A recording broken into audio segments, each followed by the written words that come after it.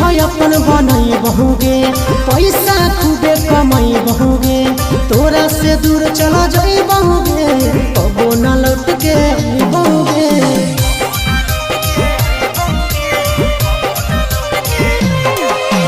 life अपन बनई बहुगे पैसा खूबे कमाई बहुगे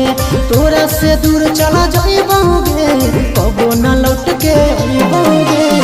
सागर बेदर्दी से बोले भी न तोड़ गे